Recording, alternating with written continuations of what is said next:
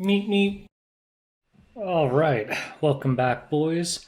Three new heroes coming out, so this is going to be a triple hero preview.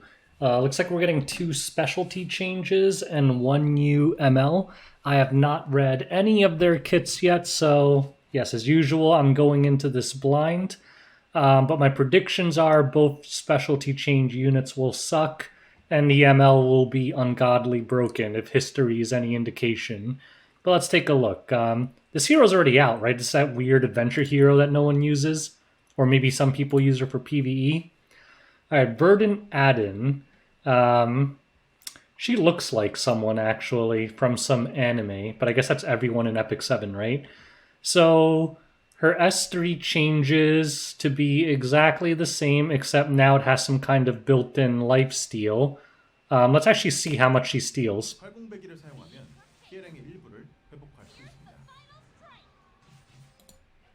Yeah, it's actually not bad. I wish she was lower health so we could see more, but yeah, that I don't know. Doesn't look terrible, right?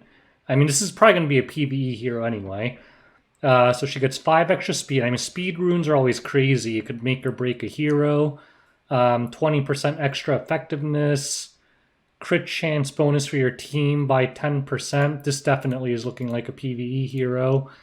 Health rune. Yeah, I mean, look at this one. Against boss monsters, damage reduction by 15% built in. This is going to be like a budget PvE hero for people still trying to progress in the game, which is a good thing. That's a good thing for newer players. More runes, damage dealt increases. When inflicting a critical hit with Guiding Slash, it reduces the skill cooldown by 1 turn by 100%. So this will proc every time if you have her built correctly. Her S2, it has a 1 buff strip, and it increases the chance against elite or boss monsters, although a lot of them are immune to unbuffable. But, alright, let's see. I think that's about it. I guess they're saying could use against Pain Pursuer Morai. Whatever. Her S1 damage goes up a little bit and has a 60% for decreased speed. I mean, so alright, this one doesn't really interest me too much. It's very clearly a PvE hero. Nothing in this kit seems to be viable in PvP, but I haven't really used her myself personally, but I remember like back in the day, Commander Larina was tops and she could carry you through a lot of PvE content. Maybe this is a better version of her, although she is Earth, so maybe not. You're not going to be like the one thing Commander Larina was she was dark, so no elemental disadvantage you could bring her against just about everything in the game.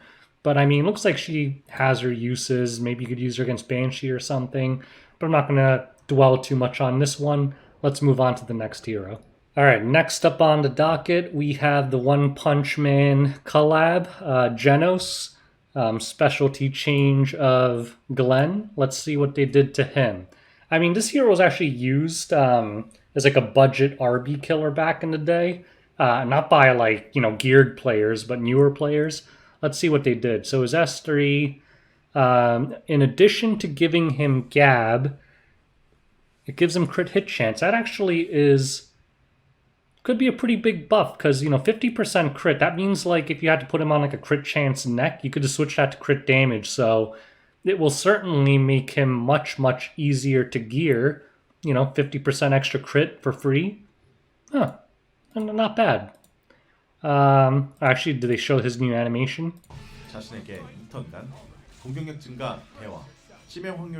Yeah, definitely Genos. All right, let's look at the runes. 15% extra attack solid, 10% extra health, a toxic dual attack imprint, because everyone who plays Epic 7 competitively, dual attacks are their favorite thing in the game. Increases hit chance of their whole team by 5%, so mildly anti-evasion, but I think he has extra hit chance built in, so I think it just counters like MLDB or something. And when he attacks an ice elemental enemy, 25% extra damage. So this does seem to work against players, so that's actually pretty much kind of means that he'll be able to delete any blue unit in the game, right? He has like a built-in portrait, basically, on top of getting higher attack now, plus not having to build 100% crit. It's pretty interesting. And he also has a 1 buff self-cleanse on his S3. So, okay, here we go. Like, I'm guessing to showcase this, he blows up the Rem. He has no damage mitigation here, though, but let's watch. Alright. Cleanses, self-gab. Wait, what? Oh. They were just showing that. Okay, so the S2 is the attacks, they were just showing the S3. Alright, so yeah, it does have a 15% built-in hit chance increase. So MLDB heroes, he will hit them every time. If they have other built-in evasion, he won't. Wedge Rune, so he gets even more damage on his extinction move. And the Harvest Rune isn't that important, but I guess it kind of, yeah, gives him more uptime on his Gab and his crit buff. Let's see the damage.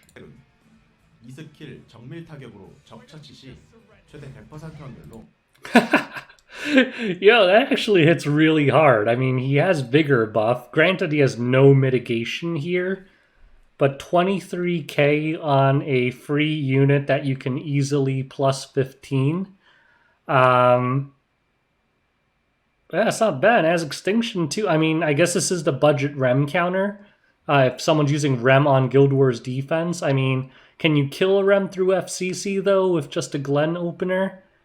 I don't know. Like, we can never tell because this thing might be on garbage gear or something. Like a 300 crit damage Glen with 50% crit chance. Is that a guaranteed Rem wipeout every time? Maybe. I mean, so look, in RTA, I still don't think this is going to be very useful, right? 3 stars have garbage-based stats. I mean, granted, he's a specialty change, so it fixes it a lot, but he has no real survivability in his kit, right? So if you build him to actually one-shot and delete stuff, I think he just dies afterwards, right? So, I mean, maybe Cleavers. I feel like Cleavers might be able to fit this in if you like have like some water units on your team or something. Cleavers can almost make any single target DPS work, right? Like if the rest of their cleave makes sense and they guarantee that turn 1, they could fit almost any hard hitting hero in, like you know, even like a Valen or something. They could probably start with Zahak. Like I saw that with Cleavers sometimes, rarely, but sometimes. So I think Cleavers will be able to use this in competitive RTA, but will they want to outside of the dozens of other one-shot options in the game now? Probably not, but I think it's definitely a great budget option. I think he does have PvP use, maybe not in competitive like top 100 RTA, but in more casual like Guild Wars and stuff like that, or maybe very niche cases in RTA. I think he could be solid. I mean, his buffs are solid all around. Like his runes are all good. I think this is a pretty substantial round of buffs, to be honest. But we're talking about a hero that pretty much no one used, so yeah, it is what it is. But I think this is a very solid round of buffs, and you know, some people should be willing to invest into this. Let's move on to the ML. All right, time for the big one. This is anything like prior MLs, this is probably going to be ridiculous. So we have Pirate Captain FLANN, and she's very scantily clad. She looks very pirateful. She lost her eyeball. Let's see, where are her stats? There we go. So Dark Ranger, not that fast, has some built-in effectiveness, so definitely going to have some kind of debuff. Any hero that has effectiveness is always going to have some kind of debuff. I mean, if I'm wrong, you could correct me, but that's pretty troll if they give a hero without any debuffs built-in effectiveness. Are these the same stats as Flitica or something? I don't know. There's probably some hero that's similar to, but how fast was Flitica? I remember, was she 116? Maybe I'm wrong. But, team-wide health imprint, self-attack imprint, so probably some kind of debuffing DPS. Let's see. Skill 3, Full Burst. Self-attack buff for 2 turns, attacks all enemies with a barrage of cannon fire, inflicting burn, and planting a bomb. Caesarea 2.0. before decreasing combat readiness by 25%. Increases her own combat readiness by 50%. Okay, that looks pretty solid. I feel like we need to know the rest of her kit because I'm curious to see how. But let's look at the animation. 폭탄을 발생시킨 후 행동 게이지를 25% 감소시킵니다. 자신의 행동 게이지를 50% 증가시킵니다. Yo, that's actually sick. I like this pose right here while she's just glaring down all the people who got obliterated. The animation team stepped up their game. We gotta watch that again. That was actually sick nasty. It's got the cool poses too. 자신의 행동 게이지를 50% 증가시킵니다. Whoa, Jesus, that is a lot of burns. Oh, carrot applied, so carrot went first. I was like, holy cow, what is going on here? I mean, it looks pretty cool. S2, Scourge of the Sea, redirects 30% of damage suffered by the caster. So that's SSP's thing, right? So SSP's passive for some survivability. When more than one damage, blah, blah, blah, that's what it always says. After using execution... What's execution? When the caster has a buff, activates hunt. Oh, it's a passive, so I guess that's her S1. Cause I don't know what execution is. Activates hunt. Hunt can only be activated once every 2 turns. Raises morale of all allies, increasing combat readiness by 10%. Okay. And I guess we need to, well, let's see it in action. 사기를 증진시켜 아군 전체 행동 게이지를 최대 15% 증가시킵니다. Ooh, that's a non-attack skill, though. That's going to trigger Politises and Selines and stuff, but it looks like an actual skill, not just like a random push-up like Sashay. Alright, execution. So this is what it was confusing before. Attacks the enemy with a gun, and at the end of the turn, detonates burn and bomb effects inflicted on the target. Has a 20 soul extra turn soul burn. So let's see how much damage it does when it detonates. Pushes up the team. Holy Jesus. I mean, granted, that's an attack buffed carrot that stuck those burns on her, but it also has a lot of bombs. And I'm assuming, what, is he on Caesaria's artifact? Yeah, he's on Caesaria's artifact. Yeah, because he applied extra bombs there. So, the thing is, her S1's actually gonna hit hard. Am I understanding this right? So, every time she S1, she's gonna apply bombs and immediately detonate it, right? And she looks like she's goddamn tanky here. 17,000 HP. You know, initially, I was going to say this looks like solely a cleave hero, but a strong... Like, the main limitation here is that she has no strip, right? She has no strip, but thank God, because if she did have a strip, she'd be broken. Like, Caesaria doesn't strip either outside of her S1, and no one says that Caesaria is bad. You just had to pair her with a stripper. But, I don't know. I feel like if you mix this with Caesaria, like, you're going to... If Caesaria bombs plus you get all this crap off, you're dead, right? You're just dead.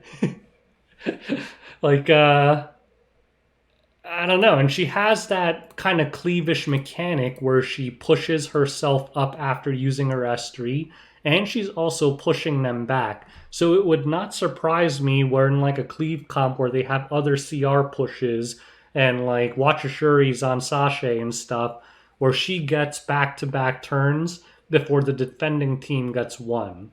So, I don't know, it's too early to say, but she actually doesn't seem busted to me. She just seems strong. She's probably going to be a niche hero, but she's probably going to be very strong in certain comps.